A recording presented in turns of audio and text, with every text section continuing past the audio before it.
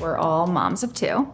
Yes. And, we are in similar positions in that working at an agency is a lot of hours. It's way more than the 9 to 5. And how do we balance, our home lives? For example, I put on my calendar from 6 to 8 every day that I'm unavailable. That I'm lightly on because that's my time with my kids. In this kind of post-COVID environment, we are balancing sometimes being at home and trying to flip that switch from going from career-driven, leaders in this industry to being mom. One thing we've done is tried to make sure that the culture, it's not just saying that you're holding up a culture with work-life balance, you're actually doing it. And that really comes top down, I think, when you're a woman trying to balance being a mother in this industry, for sure. What we add to the table as mothers is very rich, understanding that people need boundaries the same ways as we do, and there are other goals in life. So helping everyone get to the balance that we all are looking for. Something that we introduced at Propeller about a year and a half ago is maternal wellness coaching, letting us have a moment to have a support group.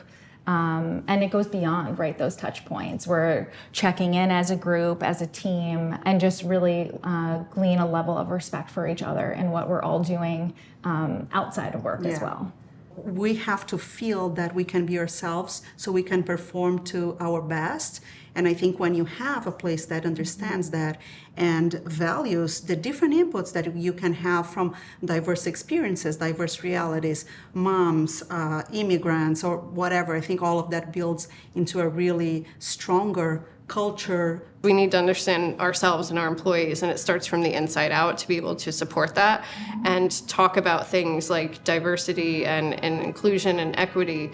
We need to start with who we're sitting next to, even if next to is a box on a screen on a Zoom meeting.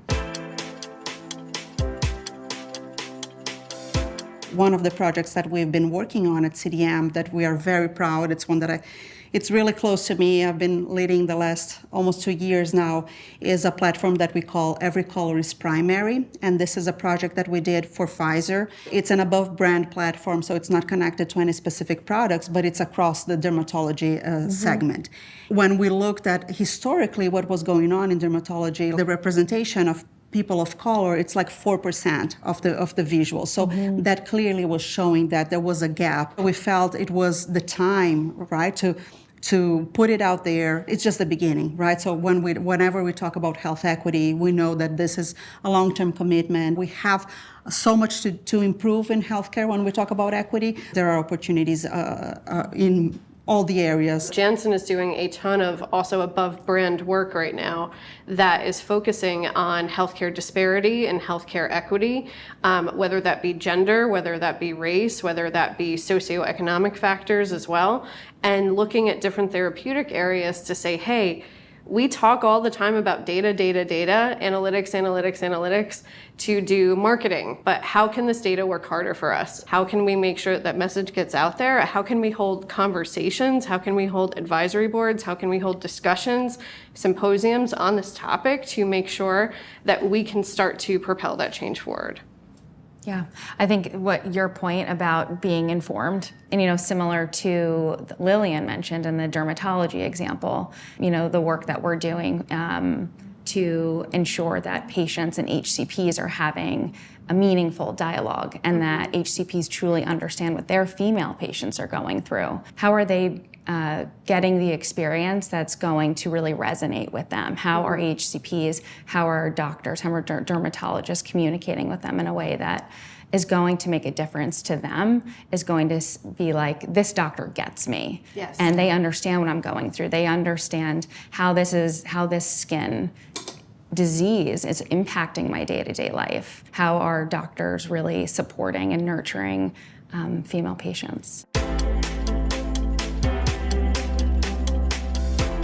We always have to put the equity hat on and make sure that whatever we start, whatever we are doing, we are making sure we're not leaving anyone behind. That starts from the initial brainstorming. That starts from a site map. That starts from a brief. That starts from a mock-up. That starts from a draft manuscript, all things that creative agencies work on, but it's not the afterthought. It can't just be a moment. No, it's and not this just is a just moment. the beginning. It's and not to a buzzword. Yeah, and to your point of how are we educating ourselves internally and then continuously pushing and making it a priority for our clients and leading with equity. It begins with how we set up our teams. The teams being diverse and bringing those experiences to the table begin to create that culture, because we might have a totally different perspective from someone who is a Latin woman of color. And if we have that representation in the team, hearing that person at the right time will begin to change the mindset and bring that relevance on everything that we do on a day-to-day basis. Right, you send out these welcome emails and they seem pretty high level at a glance, but then you find out somebody was born and raised in Peru. Somebody else was born in Lima. Somebody else, also has a toddler that's 2.5 years old. Things that they may have hesitated to disclose up front, that's actually making that connection stronger and making that more of an inclusive environment from the get-go, because those are no longer things we're hiding behind.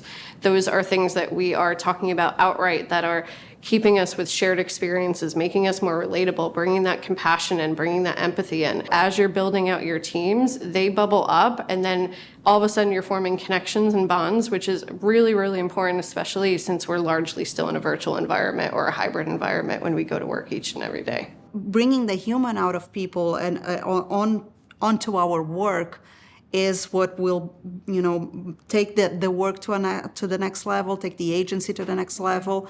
And I think there's no way back. Like the reality that we have today with this kind of raw realities with the virtual, with being inside people's homes, I think everything is connected to, in the end, make the agencies more human.